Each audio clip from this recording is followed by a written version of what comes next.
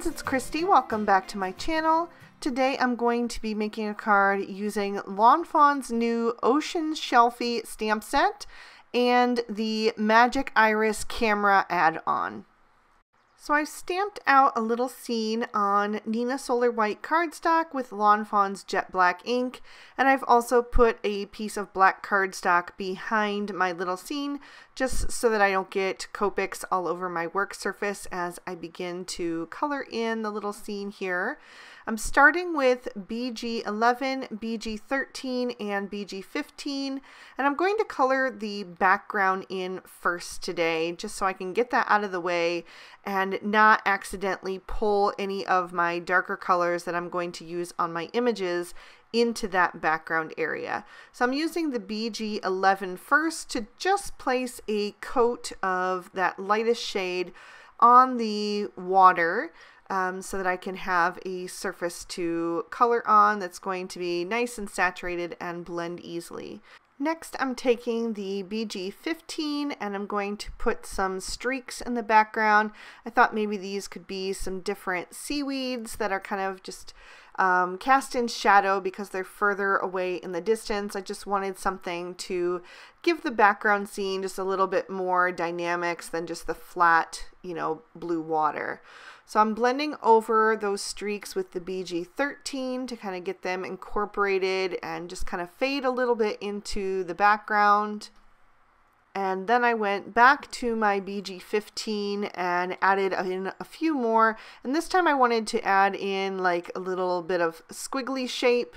So maybe they're, bending in the ebb and flow of, the water in the ocean there. And once again, I'm just going to blend right back over those with the BG13.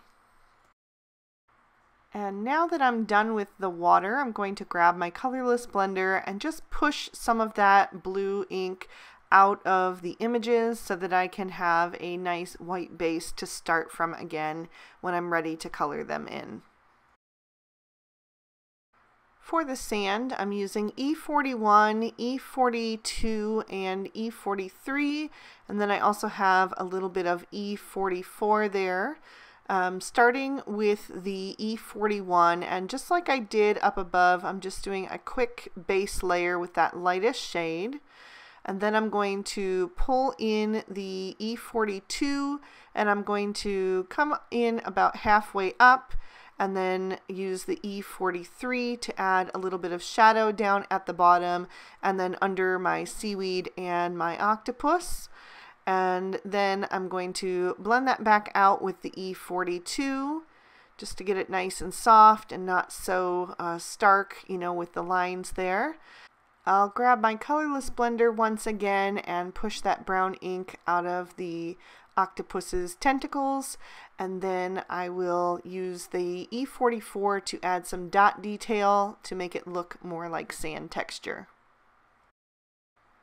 For the rock, I'm using W3, W5, and W7, starting with the W7 and just adding a few little areas of darkness, and then I'm going to blend that out with the W5 and fill in with the W3.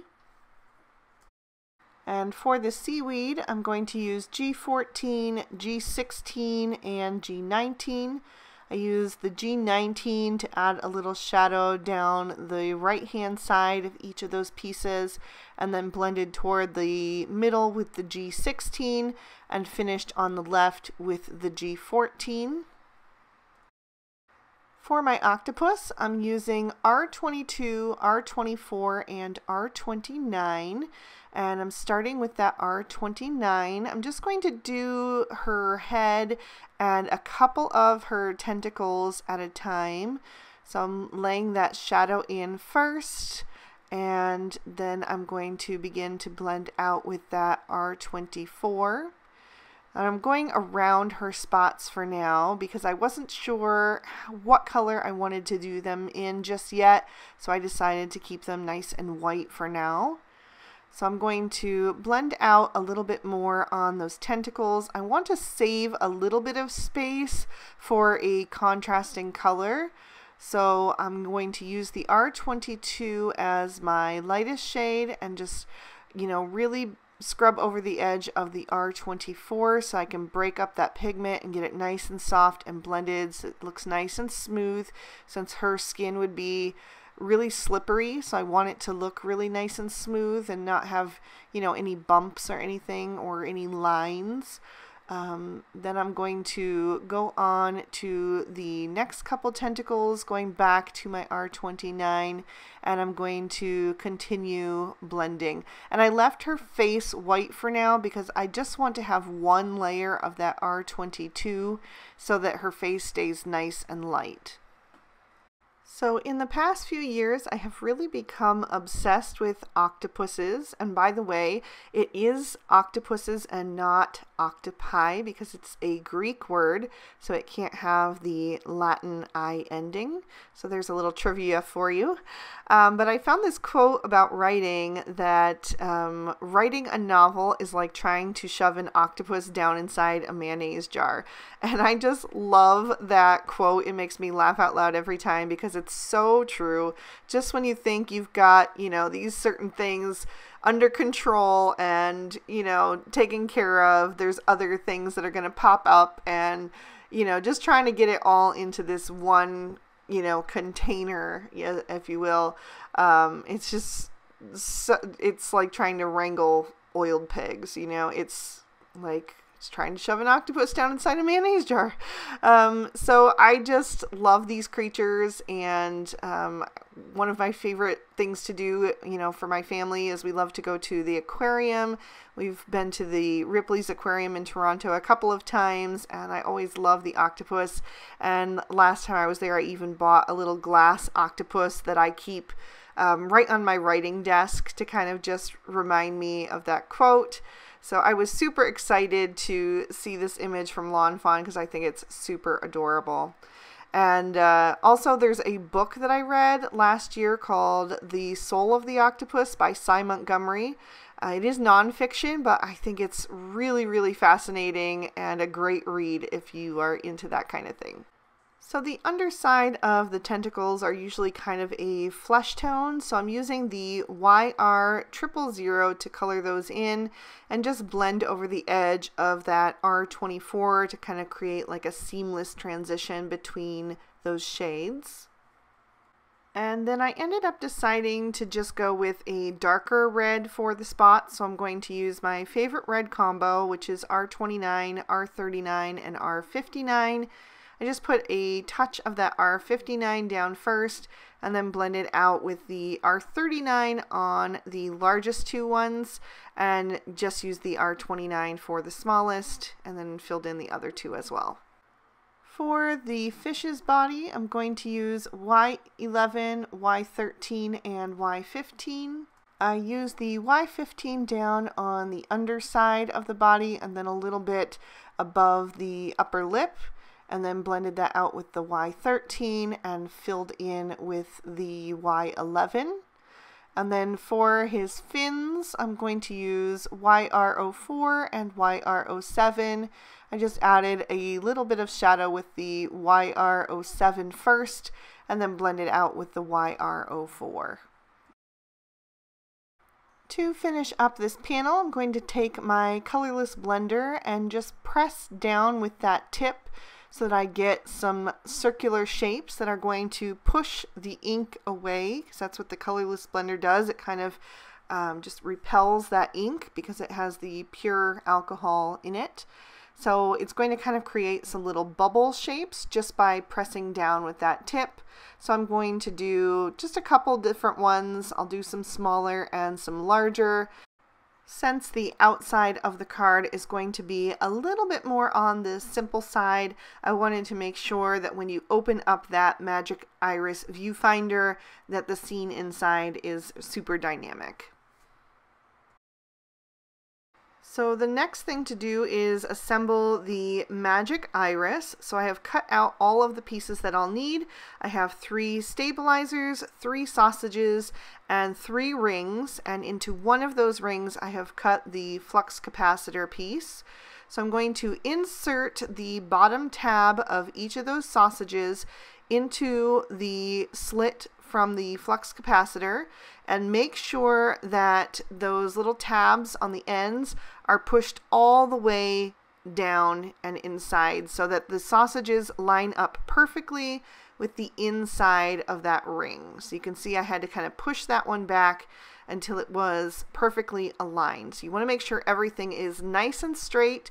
You also want to make sure that all of the pieces are right side up. So the stitching detail and the little die cut X's, all of that needs to be facing up. I know, like with the rings, they're perfectly round, so it might not seem like that's important, but it is. They all need to be facing the correct way up. And it also does need to be the correct adhesive, so make sure it is the mini glue dots that are the 3/16 of an inch or 5 millimeter, and place one over each of those little plus signs on the ends of the sausages. Then make sure that your sausages are perfectly aligned again, and take the second ring and press that down right over top. And then you're going to flip that over so that you can find the little markings where the stabilizers go. So you're going to run some tape runner adhesive down in a straight line from those little stitched areas, and then you'll push those stabilizers right into place over top of that adhesive. And if you get any extra adhesive anywhere, you're going to want to remove that. You don't want anything sticking anywhere where it shouldn't be. So I just used a little Xyron adhesive eraser to remove a little bit that had gotten on the front, because you don't want anything to interrupt the movement of your mechanism. I'm going to use the extra long pull tab that comes with the Magic Iris camera add-on, and I'm going to adhere that using some strong score tape. I just used 2 small pieces at the top so that it will only be on the surface of the Magic Iris mechanism and not overhanging anything.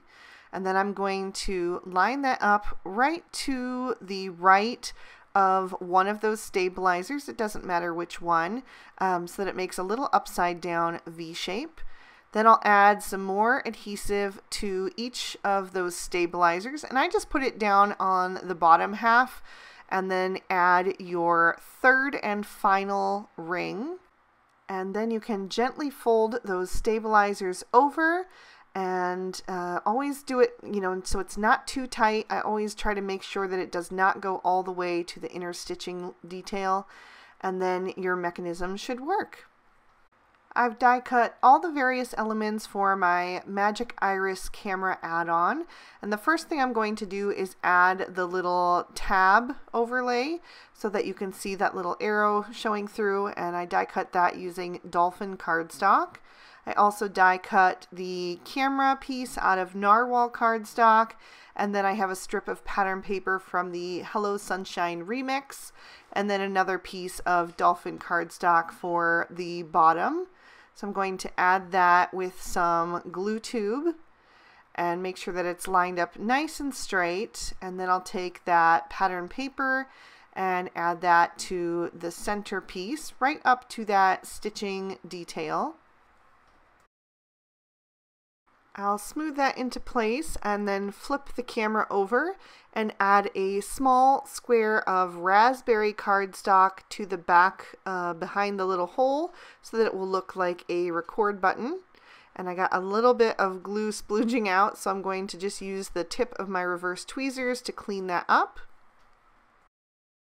And then I will take the little flash, which I die cut out of sticky note cardstock, and use my reverse tweezers to line that up right over the indentation that the die makes for that little flash. For the shutter depressor button, I'm using dolphin cardstock for the base and then mermaid for the top, and that's the same color that I used for the pull tab that shows the arrow underneath the dolphin cardstock. So I'm going to glue that little button to the back of my camera, and I will take my reverse tweezers and just use that to hold that in place until the glue dries. Then I will take my magic iris and add some more of that tape runner adhesive to the top ring, only to that top ring, because I don't want any glue, messing with the, mechanism so that it doesn't open. And then I will line my camera right up over top so that that pull tab is at the top right corner. And then you can see how that works. Super fun. This die is so much fun to play with. So now I've got my little scene, and I have trimmed that down and cut off the top two corners so that it will fit right behind that camera. And I'm going to add some tape runner adhesive only to the backs of those stabilizer pieces. And then I will line that up with the shutter open over my little scene and then press that down into place to pick that up. And I forgot to stamp my sentiment ahead of time, so I'm going to pop that into my MISTI now and carefully stamp the little smile sentiment using Lawn Fawn's jet black ink. And that is the only sentiment that I'm going to have on the front of the card. But on the inside, I'm going to stamp a few little images. I'm going to load it up on the inside since I only had room for a small little scene on the outside. So all of those cute images are from the Oceans Shell-fie stamp set, and then the Best Fishes sentiment is from Fantastic Friends. So I stamped that down a bunch of times to get a really good impression since those were brand new stamps. Then I took the largest of the Stitch Rectangle Stackables and die cut a piece of Spiffy Speckles pattern paper, and I used the one with the blue speckles on the blue background so it would kind of resemble bubbles. And I'm going to adhere that to my card front. And now I know why I prefer to use liquid glue when I'm adhering pattern paper, because it was a little bit tricky for me to get that lined up just perfectly on the first go, but eventually I did get it.